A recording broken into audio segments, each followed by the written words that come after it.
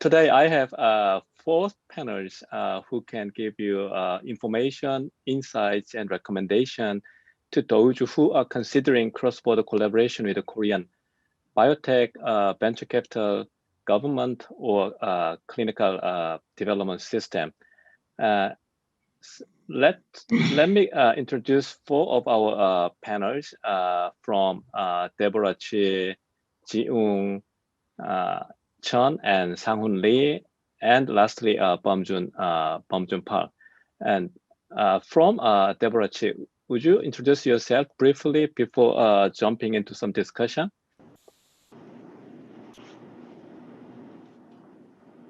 Okay. Good morning, everyone. Good evening, everyone. I'm very glad to introduce the Korean clinical trial environment and the status today. I'm Deborah Chee. I'm working for BridgeBio as external director at the moment. And also I'm a freelance consultant for Korean companies and foreign companies to help them to conduct their best clinical trial program in Korea and in Asia. I worked for global companies for 20 years, and from 2014, I had been in charge of Korea National Enterprise for Clinical Trials to build clinical trial capacity in Korea. Thank you. Okay, and representing Korean venture capital community, Jiwoong, would you introduce yourself? Yes, thank you. Hello, my name is Jiwoong Chun from KTB Network. KTB is the first cross-border VC, Korean VC, since 1981. So our headquarters in Korea and has offices in China and USA Bay Area. Our AUM is over $1 billion US. And myself, I'm charged of life science investment in KTB, covering Korea and Greater China and USA. My major is pharmacy, and I'm the registered pharmacist. Prior to KTB as of a VC, I worked at Daiichi Sankyo as of a global clinical study manager and CKD Pharma as a scientist. Thank you. And thirdly, representing maturing Korean entrepreneur activity, Sanghoon, would you introduce yourself? Hi, yeah, my name is Sanghoon Lee, founder and CEO of ABL Bio, located in Pangyo, South Korea. I have a US industry background, such as Chiron, merged by Novartis, and Genentech, Exelixis, and AstraZeneca. Then I came back to Korea and co-founder of the PharmEpsin and work for Hanwha. Now, I started ABL Bio 5 years ago, and we are developing a lot of bispecific antibody by collaboration in China, South Korea, and US-based company. Okay, and lastly, representing Korean government's initiative, would you, Bumjoon, would you introduce yourself? Good afternoon, and maybe some people, good evening. My name is Bumjoon Park. I work at KOTRA, which is a Korea Trade Investment Promotion Agency. It's a government agency for trade and investment promotion. And my role at KOTRA is investment project manager for life science and healthcare industry. I recently finished the 4-year term in our Singapore office. And also KOTRA has a global network, and which includes 9 offices in North America.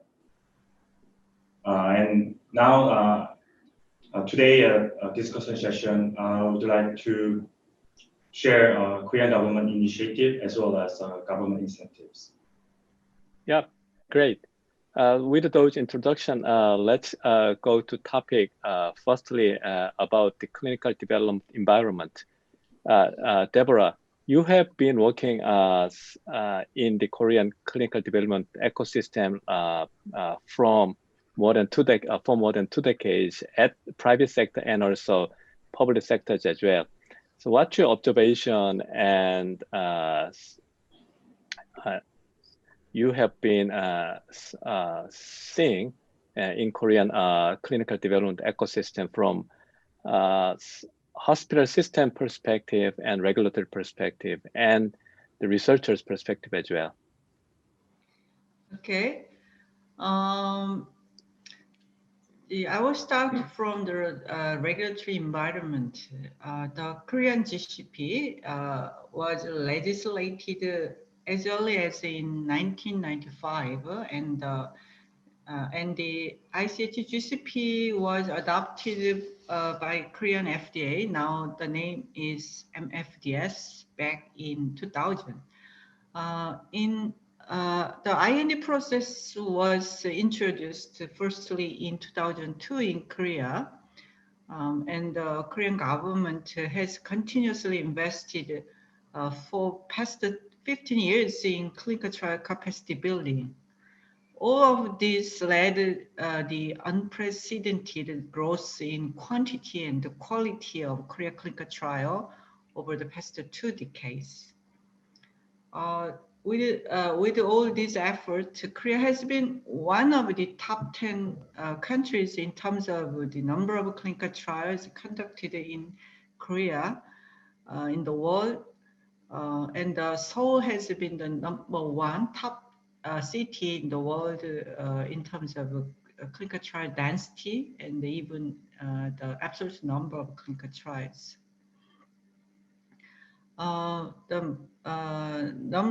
And multinational phase 3 studies sponsored by global pharmas and phase 1 studies by domestic companies have driven the growth, and phase 1 studies by Korean companies are growing everywhere. That reflects the activity of Korean companies in early phase clinical development. For example, 168 phase 1 studies were initiated by Korean companies in 2019 only. Those studies were conducted in well-equipped phase 1 units built in major university hospitals by the extensive investment by Korean government. And the foreign sponsors like the speed and the quality they get from performing trials in South Korea as well. The population density of Korea ensures a strong availability of patients in most major indications. And the Korean healthcare system provides universal coverage through technologically advanced hospitals concentrated in large cities. Rapid recruitment and the study startup are enabled by optimized recruitment practices by hospitals and the large volume of daily patient traffic. The investigators are very experienced in major therapeutic indications.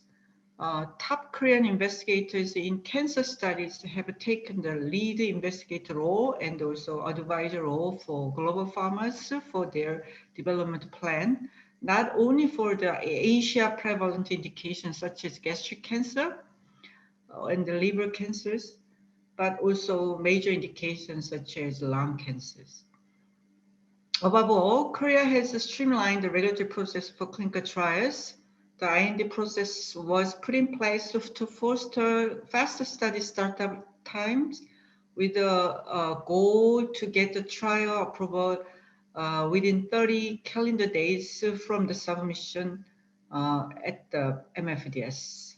Especially the procedure allows sponsors to simultaneously submit trial requests to IRBs, the institutional review boards, and the MFDS, thereby reducing the time needed to get the approval. So for your clinical trial for foreign market, the availability of a competent CRO is very important as well. Around 40 CROs are operating in Korea, and most major global CROs have their offices in Korea as well. So among the top 10 CROs operating in Korea, 6 are Korean CROs, and they have a comparable capacity and experience to global CROs. That's it. Okay, thank you, Deborah. You have covered regulatory system and hospital system and quality of investigators, and also very important component of CROs. So you see, do you expect incoming first-in-human study will increase as time goes on due to such an excellent Korean clinical development ecosystem? Yes, actually, the number of phase 1 trials by foreign sponsors has been increasing. In 2019, we had around 50 phase 1 trials by foreign sponsors. Most of them were the patient-oriented studies, such as cancer phase 1 studies. But still, the PK components are included, and the excellence of Korean phase 1 units contributed for those studies as well. Okay, thank you. So, so with that, if some non-Korean companies are considering first-in-human study in Korea, so what's your recommendation in terms of the contact and approach? You can contact the clinical trial centers that is the coordinating office in each hospital. And also they have their own website for their phase 1 study unit. So you can easily find the English website, for example, the Seoul National, Yonsei Severance hospitals. Also, you can contact me. I know all of them very well, and I can give you the guidance. So you can reach me through James. Okay, thank you. Anybody who are interested in the Korean first-in-human study, please reach out to Deborah or myself, or the organization called KONECT. Okay, let's move to next topic about the venture capital activity in Korea. Jiwoong, you have been in VC industry for more than 10 years and should have observed some changes in Korean venture capital community. Originally, it has been known as a truly domestic industry, but I see now more and more Korean VCs are coming out for to find a investment opportunity not only in Korea but also in US, Europe, and Australia as well. So please give your thoughts and insights to those who are interested in interacting with the Korean venture community. Yeah, thank you, James. And so it's the first of all, I want to say it's all about our government or some entrepreneurs such as James or the Sanghoon Lee. Those guys are actually some trying to improve the rate of a Korea biotech's reputation in the world. So that's why it helps us a lot for us as well as of investors to jumping in the cross-border deal. Yeah, so let me introduce briefly about some biotech ecosystem, investment ecosystem in Korea, and then what I'll tell about some cross-border activity from investor side.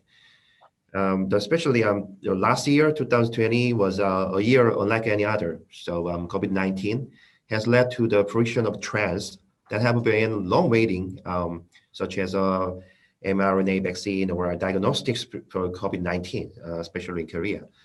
So although there is a slight reduction of investment, biotech investment in Korea at the first quarter of 2012, but the investment atmosphere is back later. So according to BioSpectator, approximately over 130 bio companies have received over 3.2 billion the financing, including IPO and listed company. And at the venture stage, there are 300 million for Series A, 380 million for Series B, around 300 million for the Series C and pre-IPO. But this data is based on the public announcement or news release. So I do believe that the investment size is much more larger than that. But but a few years ago, recently biotech investors in Korea is getting larger and harder and improving their own expertise. When I joined KTB about 7 years ago, there is only 30 to 40 life science investor in Korea. But nowadays, at least over 100 biotech professional investors are working in Korea now. And also in regards with cross-border investment from Korea, around 2014 or 2015. So actually, I did investment alone in case of KTB's cross-border investment. So such as for the USA or Greater China. But currently, there are at least over 10 cross-border VCs, 10 cross-border Korean VCs to investment in biotech in abroad. For example, in case of back to the 2014, it's really hard to make the syndicate cross-border investors in Korea. And in my case, I invested alone at the biotech in Boston in 2014. But last year, the 6 financial investors, including KTB and 1 strategic investors, have invested biotechs in Bay Area, genetic. Maybe yesterday they are the CEO is presented. So not only a venture capital, cross-border venture capital in Korea, but the many Korean pharmaceutical company have started to invest in biotech in abroad for some open innovation. And maybe last but not least, let me introduce about our KOTRA market briefly. And then KOTRA exchange has a very good and development IPO system for free revenue biotechs. And over 80 biotechs have been listed in by this pre-revenue track since 2005. This track for the biotech has been very successful to raise enough funding for biotech before and after IPO, as long as their fundamental and the catalysts are good, and has made our investment community and biotech ecosystem much more fruitful. So to compare with Hong Kong and Shanghai star market, so we have a much longer history and then larger experiences. Yeah, thank you. Okay, thank you, Jiwoong.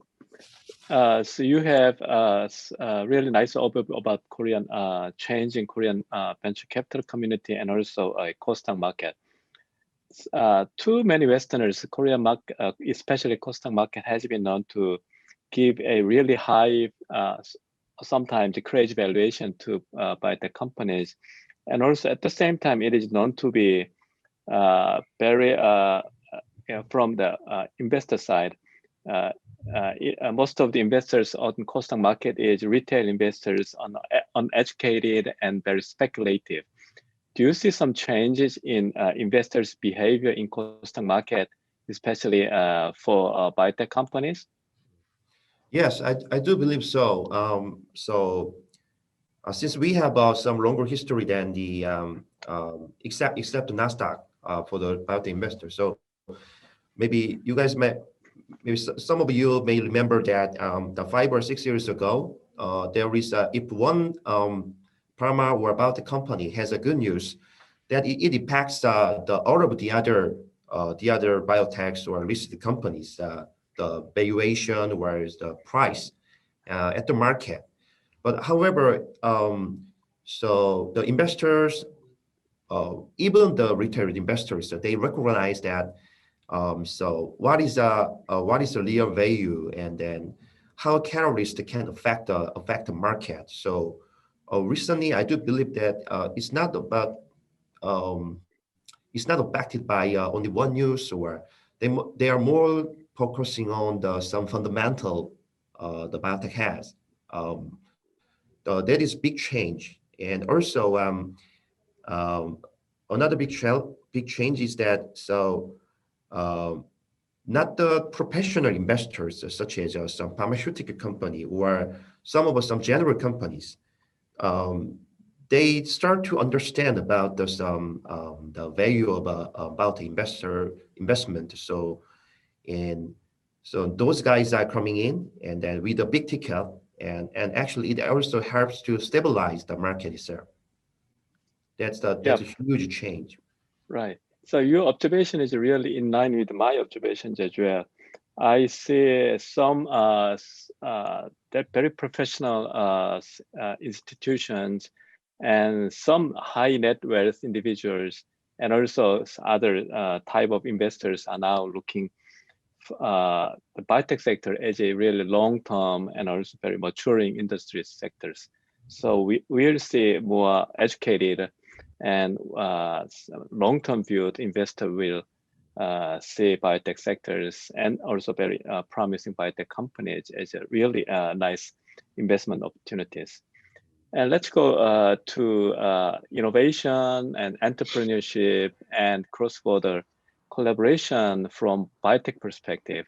Sanghoon, you have been working in the industry for more than 2 decades at many US companies and Korean companies as well. So what's your thoughts and recommendations to our potential cross-border collaboration biotechs into Korea? What's the pros and cons of working with the Korean biotech companies? Yeah. Actually, as you know, Korea has been known as, the growing, the maturing country for putting a lot of effort for innovation. Like China, both, the Korea and China had tremendous, the biotech, the form. Especially China is more, the Chinese came from US-based, the biotech and pharmaceutical company. Actually, the Korea also has couple, the many, the company form. And innovation is one of the way, in my mind, I think to, the move forward to US, the industry biotech, a lot of Korean company has been working with the Chinese company as a cross-border. And couple, the good example, recently, one of the good ADC technology company, LegoChem in South Korea, decided to have a collaboration with a Chinese company called HarborBio to develop ADC, the long-term collaboration. And also, I mean, the Green Cross, the set up some, the Cambridge to license out the entourage for commercialization and clinical development in China. So I think that it'll be interesting to see additional cases. I also searched, the Celtrion recently set up the joint venture called VCell Healthcare for commercialization of the biosimilar. And also, the Samsung Bioepis also, the Gero, working with the Seabridge, the healthcare, and to commercialize the biosimilar. So I think not only biosimilar, but also innovation. We have a lot of, the cross-border cases. And I think the within, in also, the between Korean company, we have a lot of open innovation. And one of the cases is the LegoChem. My company, ABL Bio, worked together last, the 3 years to develop one of the ADC project, and we recently licensed out to Keystone. So that's, the very interesting cross-border. I hope to see more, the cross-border collaboration between Korea and US-based company, Korean and other Asia company other than China. One also, I've been, working with ABL Bio has been working with the IMAP, NASDAQ, the company. We decided to collaborate for developing minimum 3 or 4, the bispecific antibody. Although, during drug discovery program, 2 projects actually terminate. However, 2 projects move forward very well. So one project we identified last December, and then we're gonna do another one on February for US IND. So I think the eventual goal is both Chinese company and Korean company work together, and then do the US IND, since we ABL Bio has the entire the capability to run clinical trial by ourselves. So we actually find the cross-border collaboration. And I think not only collaboration and co-development, ABL Bio also invested on IMAP as a strategic partner when they do the IPO. So actually stock price went up like fourfold compared to when we invested. So I think a lot of the opportunity between Korea and China, between Korea and many other companies outside of Korea can be worked together. I hope to see cross-border collaboration expand in near future. Thank you. Okay, great. Very concise and nice coverage. So traditionally, most of the cross-border transaction between Korea and Western was a very straight licensing. But recently, we see more collaborative research or joint development or investment are getting popular and popular. So we see more creative collaboration between Korea and Western as a cross-border collaborations. And lastly, we have Bumjoon to hear about the Korean government's initiative to facilitate the cross-border collaboration between Korea and Western or Chinese companies. You have roughly 4 minutes, but I believe you will give a really concise and thoughtful explanation. Okay, thank you, James. I'd like to start with sharing the Korean government initiative, which is published in 2019. So the South Korean government also understood the importance of the biomedical and also healthcare industry, and also government announced a big roadmap to promote and boost the industry, which includes utilize the big data, expand investment in policy financing and R&D, and also improve the regulation to match the global standards under the strategy to create an innovative ecosystem ranging from technology development, approval, production, market launch of the biohealth industry, which is biopharma based. One of the important part of the government initiative is the increase of the investment in R&D sector. In 2019, South Korea government invest about 2.5 billion US dollar, which will be this will be increased to 4 billion US dollar in 2025. As the government investment and also the collaboration, collaboration effort increase, I guess there will be more opportunity to collaborate with other countries. And thanks to South Korean government initiative and also the South Korean companies' enthusiastic effort, the biohealth industry set a new milestone when it comes to the export. The biohealth industry is counted as a top 10 export in South Korea. And last year, the pharmaceutical export totaled 14 billion US dollar.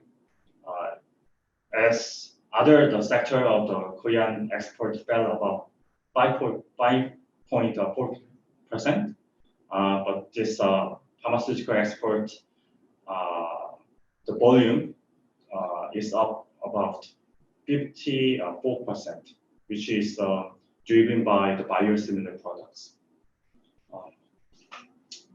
Some of you already mentioned about the biosimilar industry. South Korean biosimilar industry is one of the key industries in South Korea now. And there are two leading players, as you might heard of, Celltrion and Samsung Biologics. There is one interesting part that those two companies are also started as a foreign invested company. Celltrion attract investment from the Singapore's sovereign investment Temasek Holdings, and also Samsung Biologics. They start with the joint venture with the US company.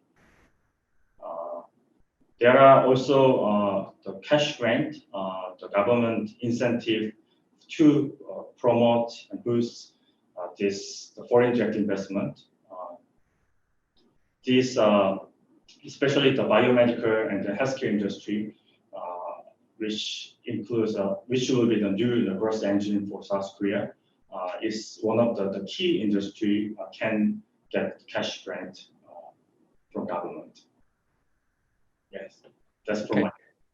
Thanks, Bumjoon, for giving us a very informative hint about how Korean governments are really eager to boost this sector.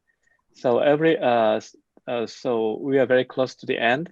So all the panels are really informative and also time conscious, backed by growing innovations and increasing and growing venture capital activities and government support, and also maturing clinical development environment. I believe cross-border collaboration between Korean ecosystem and Western and Chinese ecosystem will surely move to next level in coming several years. So since we don't have any further time, any question or so query can go through our organizers, KoreaBIO, Sidley Austin, or BioCentury, or you can reach us directly through email. So in summary, I believe Korean and non-Korean collaboration will increase very rapidly, and I hope to see some more non-Korean companies can present at next year's conferences. Thanks for panel and audiences and organizers. Thank you.